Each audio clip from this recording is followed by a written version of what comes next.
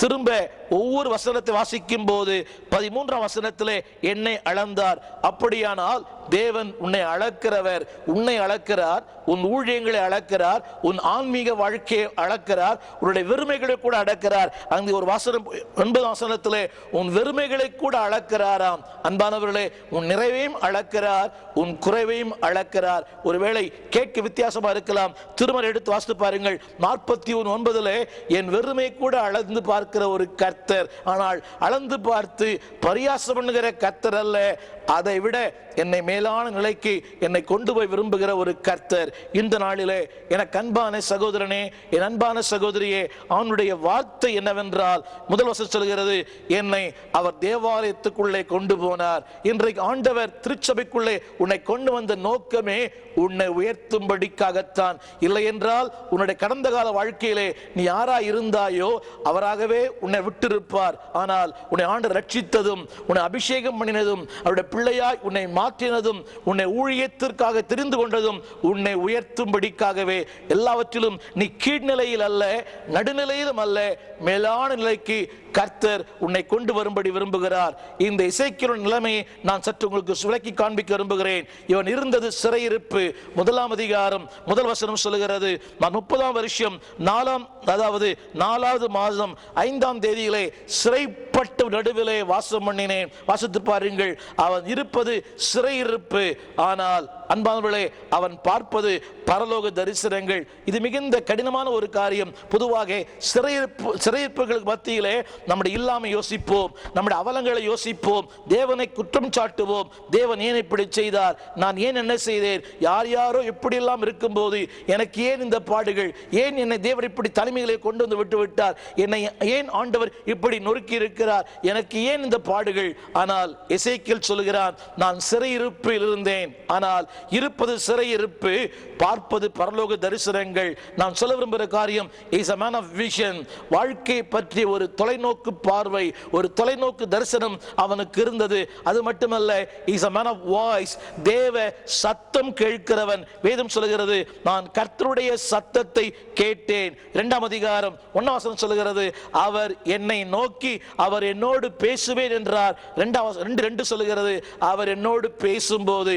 Is a man of voice.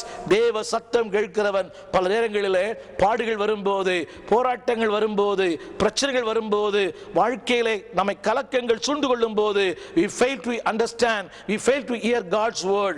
தேவனுடைய வார்த்தையை கேட்பதற்கு நாம் தவறி போகிறோம். காரணம் என்னவென்றால், உலகத்தின் வார்த்தைகள், உணர்ச்சிகள், இல்லாமைகள் இவையெல்லாம் காதுகளை வந்து மோதுகிறது. கர்த்தர் உன்னை கைவிட்டு விட்டார், நீ கர்த்தரோடு இல்லை, தேவ சித்தத்துக்கு நீ தூரமா இருக்கிறாய், தேவனை மறந்து போனார். இல்லை அன்பானவர்களே, எந்த சூழ்நிலையிலும் அவனோடு பேசுகிற ஆண்டவர். Is seeking God, not only seeking God, is speaking God. உன்னோடு பேசுகிற ஒரு ஆண்டவர். Is a man of vision, is a man of voice. Thirdly, is a man of victory. அவன் அதிகமாய் பாடுபடுத்தப்பட்டான். அவனைப் போல பாடுபட்டவர்கள் இந்த பூமியிலே யாரும் இல்லை. எசேக்கியேல் புத்தகம் 10ஆம் அதிகாரம் 11ஆம் அதிகாரத்திலே ஆண்டவருடைய வார்த்தை அவன் சொல்லுகிறது, நீ வலதுபுறம் இடதுபுறம் அதாவது விலகாதபடி உன்னை கயிறுகளாலே கட்டினேன். வாசித்து பாருங்கள். எசேக்கியேல் புத்தகத்தில் அதாவது 4ஆம் அதிகாரம் 8ஆம் வசனம் சொல்லுகிறது, நீ அதாவது ஒரு பக்கத்திலிருந்து மறுபக்கத்தில் புரளாதபடிக்கு உன்னை கயிறுகளாலே கட்டினேன். அதனுடைய அர்த்தம் என்னவென்றால், a paralyzed life. அதாவது கட்டப்பட்ட வாழ்க்கை. அவன் விரும்புகிற எதையும் செய்ய முடியாது. அவனால் is a bounded life. Not only bounded life, அவன் வாழ்க்கையிலே is paralyzed life. ஒரு சூம்பி போன செயல்பட முடியாத வாழ்க்கை. யார் இவன்? தேவனுடைய ஊழியன், தேவனால் அழைக்கப்பட்டவன், ஒரு மாபெரும் தீர்க்கதரிசி. ஆனால் ஒரு பக்கத்திலிருந்து மறுபக்கம் புரளாதபடி தேவன் அவனை கைகளால் கட்டினார். அர்த்தம் என்னவென்றால், be still, ஒரு இடத்துல நிலைத்திரு. இன்றைக்கு விசுவாசிகள் நாளுக்கு நாள் ஒரு சபை, வாரத்துக்கு வாரம் ஒரு சபை, மாதத்துக்கு ஒரு சபை, ஒவ்வொரு நாளும் ஒரு புதிய புதிய போதகர்கள். ஒரு வீட்டுக்கு போயிருந்தேன், என்னுடைய விசுவாசியின் வீடு, கதவை தட்டினேன், உள்ளே அழைப்பு, பாஸ்டர் வந்து யாரு வந்திருக்கிறது? பாஸ்டர் வந்திருக்கிறேன். எந்த பாஸ்டர்? யோசித்து பாருங்கள். அப்படியானால் அந்த வீட்டுக்கு பல ஊழியர்கள் போகிறார்கள். நான் தவறு என்று சொல்லவில்லை. ஒரு சபைக்கு ஒரு அதாவது ஒரு குடும்பத்திற்கு ஒரு ஊழியன் மட்டுமே முக்கியம். அப்படி இல்லாவிட்டால் அன்பானவர்களே, உங்களுடைய வாழ்க்கை திசை திருப்பப்படும். காரணம் என்னவென்றால் அவருடைய வாழ்க்கையிலே அவனை கர்த்தர் அப்படியே அவனை கட்டி வைத்தார். அடுத்து அவனுடைய ஆகாரம் நீ வாசித்து பார்க்கும்போது எசேக்கியேல் 4ஆம் அதிகாரத்தில் 9ஆம் வசனம், கோதுமை, வார்கோதுமை, பெரும்பயறு, சிறுபயறு, திணை, கம்பு. 11ஆம் வசனம் சொல்லுகிறது, அவன் குடிக்கும் தண்ணீர் கூட அளவின்படி அவனுக்கு கொடுக்கப்பட்டது. வாசித்து பாருங்கள், எத்தனை பெரிய சிறுமைப்படுத்தப்பட்ட வாழ்க்கை. அன்பானவர்களே, சிறந்த வஸ்திரங்கள் இல்லை, நல்ல ஆகாரங்கள் இல்லை. எனக்கு இதை கேட்டுக்கொண்டிருக்கிற என் அன்பு ஊழியரே, இப்படிப்பட்ட சூழ்நிலையில் இருப்பீரானால் உங்களுடைய நிலைமை என்னவா இருக்கும்? எதை பேசுவீர்கள்? எதை சிந்திப்பீர்கள்? ஆனால் அவனுடைய வாழ்க்கையிலே வேதம் சொல்கிறது 41ஆம் அதிகாரத்தில் கர்த்தர் இந்த சூழ்நிலைக்கு மத்தியிலே அவனை உயரத்துக்கு கொண்டு போனார். அவன் வாழ்க்கை கீழ்நிலையில் இருந்து நடுநிலைக்கு வந்து மேல்நிலைக்கு. இன்றைக்கு அனைவருடைய ஊழியர்களை பார்க்கிறேன், ஆரம்பத்தில் வருகிறார்கள், மிக அபார வளர்ச்சி. அன்பானவர்களே, வளர்ச்சி என்பது ஒரு நாள் நடக்கிறதல்ல. It should be slow, but it should be systematic. திரும்ப சொல்லுகிறேன், வளர்ச்சி என்பது நிதானமாக இருக்க வேண்டும், அது கொஞ்சம் கொஞ்சமாக இருக்க வேண்டும். ஆனால் வசனத்தால் வராத வளர்ச்சி ஒரு வளர்ச்சியே கிடையாது. முதலாவது ஸ்லோ, இரண்டாவது சிஸ்டமேட்டிக், மூன்றாவது ஸ்கிரிப்சுரல், நான்காவது spiritual, finally it should be strong. அன்பானவர்களே, வளர்ச்சி என்பது கொஞ்சம் கொஞ்சமாய், அடுத்து வசனத்தின் அடிப்படையிலே, மூன்றாவது ஆவியான அடிப்படையிலே, நான்காவது பலமான ஒன்றாய் மாற வேண்டும். அது மட்டுமல்ல, வேதம் சொல்கிறது, ஆண்டவருடைய வார்த்தை அவனுக்கு இன்பமான ஒருவனை, அவருடைய மனைவியை ஆண்டவர் அவன் எடுத்துக்கொண்டார். வசனத்தை வாசித்து பாருங்கள், அவன் மனைவி அந்த சாயங்காலத்திலே அவள் செத்து போனாள். அது மட்டுமல்ல, அவனுக்கு நிரந்தரமான வீடு இல்லை, அவனுக்கு குடியிருக்க ஒரு வீடு இல்லை. காலையிலே தன் சாமான்கள் வெளியே வைத்து வைப்பான், மாலையிலே அந்தி மயங்கும் போது சாமான்கள் உள்ளே கொண்டு போவான். அவனைப் போல ஒரு பரிதபிக்கப்படத்தக்கவன், அவனைப் போல ஒரு நொறுக்கப்பட்ட மனிதன் இல்லை. ஆனால் அப்படிப்பட்ட மனிதனை திருமறை சொல்லுகிறது, அவன் எங்கே கொண்டு போனாராம்? உயர உயர. அன்புக்குரியவர்களே, நீங்கள் உயர வேண்டுமானால் உயர்வுக்கு முன்னாக நீங்கள் இப்படிப்பட்ட நெருக்கங்கள் வழியே, பாடுகள் வழியே, இப்படிப்பட்ட போராட்டங்கள் வழியே கடந்து போக வேண்டும். அன்பானவர்களே, இதுதான் உயரத்தினுடைய வளர்ச்சிக்கு காரணம். God allows this kind of bitterness not to make you bitter but make you better. உன்னை கசப்பாய் மாற்ற அல்ல, உன் வாழ்க்கையை இன்னும் உயரமாய் மாற்ற. ஆங்கிலத்திலே அப்செட் என்ற ஒரு வார்த்தை இருக்கிறது, UPSET. இதை திருப்பி போட்டு பாருங்கள், அது அப்படியே செட்டப் என்ற வார்த்தை வரும். அப்படியானால் அப்செட் ஆகாமல் வாழ்க்கையிலே செட்டப் ஆகவே முடியாது. இவன் வாழ்க்கையிலே ஏராளமான அப்செட் உண்டாயிற்று. மனைவி இறந்து போனால், குடியிருக்க வீடு இல்லை, நல்ல வாழ்க்கை இல்லை, வசதி இல்லை. இன்றைக்கு ஊழியத்திற்கு அநேகர் கேட்கிற முதல் கேள்வி, எவ்வளவு தருவீர்கள்? என்ன கிடைக்கும்? என்னவெல்லாம் எப்படியெல்லாம் வாழலாம்? அவரை போல இவரை போல கனவுலகத்தில் வாழ்கிற மக்கள் ஏராளம். அன்பானவர்களே, அவன் கடந்து வந்த பாதைகள் கரடுமேடுகள். ஆனால் கர்த்தர் அவர் எங்கே கொண்டு போனாராம்? வேதம் சொல்லுகிறது, உயர உயர. இந்த நாளிலே அந்த உயரத்துக்கு செல்ல வேண்டுமானால் நீங்கள் செய்ய வேண்டிய சில காரியங்களை வேதத்திலிருந்து உங்களோடு பேச விரும்புகிறேன். நம்பர் 1, பிலிப்பியர் புஸ்தகம் 3ஆம் அதிகாரம் திருமறை சொல்லுகிறது, பின்னானவைகளை மறந்து. அன்பானவர்களே, திரும்ப சொல்லுகிறேன், forget the past. பின்னானவைகளை மறந்து. ஆனால் எல்லாருடைய வாழ்க்கையிலே கசப்பான நிலைகள் இருக்கிறது, கடினமான வாழ்க்கை இருக்கிறது. ஒரு பக்தரை இப்படி சொன்னார், கடந்த காலம் கல்லறையிலே, நிகழ்காலம் கருவிலே. அந்த கல்லறையை தோண்டி பார்க்கும் போது நாற்றம் வரும், பிணக்குவியல்கள் வரும். ஆனால் திருமறை சொல்லுகிறது, கடந்த காலத்தினுடைய மறந்து, ஒருவேளை காயங்கள் இருக்கலாம். உங்களோடு பேசுகிற எனக்கு ஏராளமான காயங்கள். என்னுடைய உடன் ஊழியர்களால் நான் காயப்படுத்தப்பட்டேன், கூட இருந்தவர்களால் ஏமாற்றப்பட்டேன். பல காயங்கள், வெளியே சொல்ல முடியாத காயங்கள், நம்பிக்கை துரோகங்கள். என்னுடைய ஊழியத்திலிருந்து ஒருவர் என்னை போலவே ஒரு கையெழுத்தை போட்டு என்னுடைய கிளை சபையினுடைய ஒரு பத்திரத்தை மாற்றி தன் பெயரை மாற்றிக்கொண்டார். நீதிமன்றத்தில் அவருக்கு நீதி கிடைத்திருக்கிறது. அவர் அதில் வெற்றி பெற்றிருக்கிறார். யோசித்து பாருங்கள், என்னுடைய இடம், என்னுடைய இயக்கத்தினுடைய இடம் அது. ஆனால் 15,000 ரூபாயிற்கு நான் விற்றது போல என்னை போல ஒரு கையெழுத்து போட்டு அதில் அவர் வெற்றி பெற்றிருக்கிறார். இதான் இன்றைய உலகம். ஆனால் அந்த தேதியிலே என்னுடைய பாஸ்போர்ட் சொல்லுகிறது நான் லண்டன் ஈத்ரு பட்டணத்தில் நான் லேண்ட் ஆனதாக அந்த பாஸ்போர்ட் முத்திரை கூட எழுதப்பட்டிருக்கிறது. ஆனால் இந்த உலகத்து நீதி தோற்று போகலாம், ஆனால் பரலோகத்து நீதி தோற்று போவதில்லை. அன்பானவர்களே, இவையெல்லாம் யோசித்து பார்க்கும் போது நீங்கள் உயர முடியாது.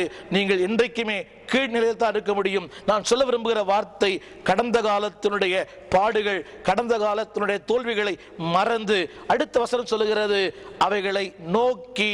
அன்பானவர்களே, எபிரேயர் 12:14 சொல்லுகிறது, அதாவது உங்களுக்கு முன்பாக வைத்திருக்கிற ஒரு மாபெரும் லட்சியம், ஒரு மாபெரும் நோக்கம், இவைகளை நோக்கி பாருங்கள். நம்பர் 1, பின்னானவைகளை மறந்து விடுங்கள். இரண்டாவது, முன்னானவைகளை நோக்கி பாருங்கள். The best is yet to come. ஆண்டவர் உங்கள் வாழ்க்கையிலே மேலான சிறப்பான ஒன்றை வைத்திருக்கிறார். சங்கீதக்காரன் சொல்லுகிறான், சிறப்பான சுதந்திரம் உண்டு. ஆம் அன்பானவர்களே, எபிரேயர் 12:14 சொல்லுகிறது, ஆண்டவர் உங்களுக்காக சிறப்பான ஒன்றை. 12:1 கூட சொல்லுகிறது, நீங்கள் அவரை நோக்கி ஓடுங்கள், அவரை நோக்கி ஓடுங்கள். அன்பானவர்களே, இந்த நாளிலே ஒருவேளை ஏராளமான பாடுகள் மத்தியிலே, போராட்டங்கள் மத்தியில் வாழலாம். நான் சொல்ல விரும்பும் வார்த்தை, பின்னானவைகளை மறந்து விடுங்கள். இரண்டாவது, முன்னானவைகளை நோக்கி ஓடுங்கள். மூன்றாவது, நான் சொன்ன எல்லா வசனங்களிலுமே ஒரு வார்த்தை வரும், அதாவது மேலாக மேலாக மேலாக. கொலேசியர் புஸ்தகம் 3ஆம் அதிகாரம் 1 வசனம் சொல்லுகிறது, அதாவது மேலானவைகளை தேடுங்கள். அன்பானவர்களே, இன்றைக்கு மனிதனுடைய தேடுதலிலே பலவிதமான தேடுதல்கள், அவசரத்திற்காக, அவசியத்திற்காக, தேவைக்காக தேடுகிற உலகம். ஆனால் வேதம் சொல்கிறது மேலானவைகளை தேடுங்கள். அந்த அதாவது தேடுதலிலே ஒரு அவசரம் தேவை, ஒரு ஆதங்கம் தேவை, ஒரு அர்ப்பணம் தேவை. இன்றைக்கு அனைவருடைய தேடுதலிலே அதாவது கவலையினம், அதாவது அதை குறித்த அக்கறை இல்லை, ஆசை இல்லை. ஆலயத்துக்கு வருகிற ஏராளமான மக்களை பார்க்கிறது, ஏதோ ஆலயத்துக்கு வர வேண்டும், மிக பிரம்மாண்டமான சபைகளில் கூட பெயரளவுக்கு இல்லை. அன்பானவர்களே, உங்களுடைய தேடுதலிலே ஒரு ஆசை இல்லாத தேடுதல், ஒரு அர்த்தமற்ற தேடுதல். என் அன்புக்குரியவர்களே, நான் ஆண்டு அறியாத குடும்பத்திலே பிறந்தேன். நான் அதாவது இந்த ரட்சிப்பின் அனுபவத்துக்குள் வருவதற்கு முன்பாக ஒரு நாளைக்கு 3 முறை நான் ஆலயங்களுக்கு சென்றிருக்கிறேன். யாரும் என்னை கட்டாயப்படுத்தவில்லை, யாரும் பலவந்தம் பண்ணப்படவில்லை. பயத்தினால் அல்ல, எப்படியாகிலும் தேவனை தேட வேண்டும். ஒரு நாளைக்கு 3 முறை நான் சென்ற அனுபவங்களை யோசித்து பார்க்கிறேன். அதில் எனக்கு ஆசை இருந்தது, அதுதான் என்னவோ தெரியவில்லை. இன்றைக்கு ஆண்டவர் தம்முடைய ஊழியனை மாற்றியிருக்கிறார்.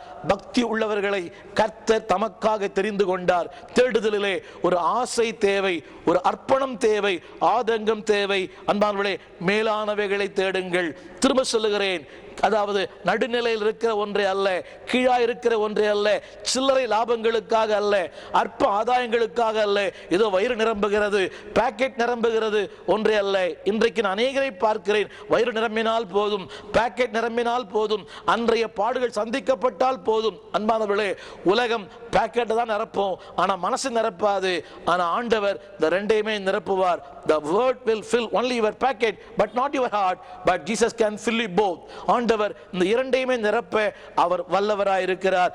4வது சொல்ல விரும்புகிறேன், அதாவது அதே கொலேசியர் புஸ்தகத்திலே ஒன்று சொல்லுகிறது, தேடுங்கள், அது சீக். அடுத்து நாடுங்கள்.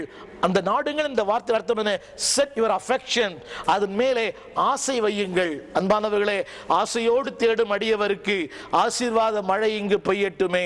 இன்றைக்கு சபைக்கு வர்ற பலருக்கு அந்த ஆசை இல்லை, ஆராதனையில் ஆசை இல்லை, அதாவது ஜபத்திலே ஆசை இல்லை, வசனத்தை கேட்பதில் ஆசை இல்லை. ஏதோ வர வேண்டும், அப்படி வரவிட்டால் அந்த வாரம் முழுவதும் விபத்துகள் நடக்கும், போராட்டங்கள் நடக்கும். அதாவது தற்பாதுகாப்புக்காகத்தான் இன்றைக்கு ஜனங்கள் ஆலயத்துக்கு வருகிறார்கள். இல்லை அன்பானவர்களே, set your affection in God. தேவனிடத்திலே உங்கள் நாடுங்கள், தேடுங்கள். இரண்டாவது, அதிகமாய் நாடுங்கள். பக்தன் சொல்கிறான், ஒன்றை நான் கேட்டேன், அதையே நாடுவேன். ஆண்டவரை நாடும் போது உங்களுடைய வாழ்க்கை இன்னும் உயரும், உங்கள் வாழ்க்கை இன்னும் மேல்நிலைக்கு கொண்டு வரப்படும். 5வது குறிப்பாக சொல்லுகிறேன், 84ஆம் சங்கீதம் 7ஆம் வசனம் சொல்லுகிறது, அவர்கள் பலத்தின் மேல் பலனடைந்து சீயோனிலே காணப்படுவார்கள். திரும்ப இந்த உயரத்தை சொல்கிறேன். பலத்தின் மேல் பலன் எங்கே காணப்படுகிறார்கள்? சீயோனிலே. எங்கிருந்தார்கள்? அழுகையின் பள்ளத்தாக்கிலே. அன்பார்களே, எந்த உலகம் உங்களை கீழ்நோக்கி பார்க்கிறதோ அதே உலகத்திலே நீங்கள் அண்ணாந்து பார்க்கப்படுவீர்கள். 84:7 சொல்கிறது, பலத்தின் மேல் பலனடைந்து அவர்கள் சீயோனிலே தேவ சந்நிதியிலே காணப்படுவார்கள். இந்த உலகத்திலே நீங்கள் இதை கேட்டுக்கொண்டிருக்கிற அன்பு சகோதரனே, நீங்கள் எதை உயரம் என்று நினைக்கிறீர்கள்? வாழ்வு, வசதி, வீடு, இவையெல்லாம் உயரம் அல்ல. அந்த சீயோன் பர்வதம், அது மட்டுமே உயரமான ஒரு இடம். அந்த இடத்தை நீங்கள் சேர வேண்டுமானால் பலத்தின் மேல் பலன். அர்த்தம் என்னவென்றால், பாடுகள் உண்டு, போராட்டங்கள் உண்டு, அழுத்தங்கள் உண்டு, வேதனைகள் உண்டு. ஆனால் பலத்தின் மேல் பலனடைந்து அந்த சீயோனிலே காணப்படுவார்கள். நீங்களும் காணப்படுவீர்கள். ஆனால் அதற்கு முந்தி அழுகையின் பள்ளத்தாக்கு உண்டு. அழுகையின் பள்ளத்தாக்கை கடக்காத ஒருவரும் இல்லை. இன்றைக்கு உயர்ந்திருக்கிற அத்தனை பேரை கேட்டு பாருங்கள். அவர் எல்லாருமே இந்த அழுகையின் பள்ளத்தாக்கை கடந்து வந்தவர்கள், கடந்து வந்தார்கள், அதில் வளர்ந்து வந்தார்கள். இந்த நாளிலே என்னை கேட்டுக்கொண்டிருக்கிற அன்பு ஊழியரே, அன்பு சகோதரனே, எசேக்கியேல் புத்தகம் 41ஆம் அதிகாரம் சொல்லுகிறது, உன்னை உயர, உன்னை உயர. அடுத்த வார்த்தை போட்டிருக்கிறது, வர வர. இன்னொரு வார்த்தை, அதிகம் அதிகமாய். இதனாலே என்னுடைய ஆசை, என்னுடைய விருப்பம், என்னுடைய பாரம் எல்லாம் நீங்கள் கீழ்நிலையில் அல்ல, நடுநிலையிலும் அல்ல, மேலான நிலைக்கு வர வேண்டும் என்று கர்த்தர் விரும்புகிறார். பாடுகள் உண்டு, போராட்டங்கள் உண்டு. நீங்கள் சொல்லுகிற எல்லாமே உண்மை. உண்மைகள் உண்மைகள் அல்ல, சத்தியம்தான் உண்மை. உண்மைகளை பொய்யாக்கும் வல்லமை இந்த சத்தியத்துக்கு உண்டு. பெதஸ்தாவின் குலத்தில் ஒருவன் இருந்தான். அவன் சொன்னதெல்லாம் உண்மை. என்னை கொண்டு போய் விட ஆட்கள் இல்லை. நான் இருவதற்கு முன்பாக இன்னொரு இறங்கி போகிறான். என்னை அவன் சொன்ன எல்லாமே உண்மை. ஆனால் அந்த உண்மைகளை பொய்யாக்கின ஒரு தெய்வம் அங்கே இருந்தார். ஃபேக்ட்ஸ் என்பது வேறு, ட்ரூத் என்பது வேறு. என் கரத்திருக்கிற வேதாகமம் சத்தியம். உண்மைகளை பொய்யாக்கும் வல்லமை இந்த சத்தியத்துக்கு உண்டு. உன்னுடைய மெடிக்கல் ரிப்போர்ட், உன் பிள்ளைகள், உன் சூழ்நிலை எல்லாம் உண்மை. ஆனால் உண்மைகளை பொய்யாக்குற தேவன் உன்னோடு கூட இருக்கிறார். உன்னை மாற்றுவார். உன் வாழ்க்கை உயரமாய், உன் வாழ்க்கை விருத்தியாய், உன் வாழ்க்கை அதிகமாய், கீழ்நிலையில் அல்ல, நடுநிலையிலும் அல்ல, மேலான நிலைக்கு வரும்படி கர்த்தர் ஆசீர்வதிப்பார். உனக்காக ஜெபிக்க விரும்புகிறேன். எங்கள் நல்ல ஆண்டவரே, இந்த நாளிலே இந்த செய்தியை கேட்டுக்கொண்டிருக்கிற ஒவ்வொருடைய வாழ்க்கையிலே உம்முடைய அந்த விருத்தி, நான் இன்னும் உயரணும், இன்னும் வளரணும், கீழ்நிலையில் அல்ல, நடுநிலையில் திருப்தியா அல்ல ஆண்டவரே, இந்த மேலான நிலைக்கு நாங்கள் வர வேண்டும் என்று விரும்புகிறீர். உம்முடைய விருப்பம் அது, உம்முடைய ஆசை அது, உம்முடைய ஆதங்கம் அது ஆண்டவரே. அந்த ஆசையிலே நாங்களும் பங்கு கொள்ள, அந்த ஆதங்கத்தில் நாங்களும் பங்கு கொள்ள தகப்பனே எங்களுக்கு உதவி செய்வோம் ஆண்டவரே. இதனால் இந்த செய்தியை கேட்ட ஒவ்வொருடைய வாழ்க்கையிலையும் ஒரு விருத்தி, ஒரு உயர்வு, ஒரு வாழ்வு, ஒரு பெருக்கம், ஒரு முன்னேற்றம் உண்டாகட்டும். இயேசுவின் நாமத்தில் அதற்கென்று எங்கள் அர்ப்பணிக்கிறோம். ஆசீர்வதியும் இயேசுவின் நாமத்தில் நல்ல பிதாவே, ஆமென், ஆமென். போதகர் ஸ்டீஃபன் தேவகுமார், திறந்த வாசல் சபை, 65 பரமானந்த முதலி தெரு, 7 கிணறு, சென்னை 600001. எங்களுடைய தொலைபேசி எண் 25281985. எங்களுடைய மின் அஞ்சல் stephen_opendoor@hotmail.com.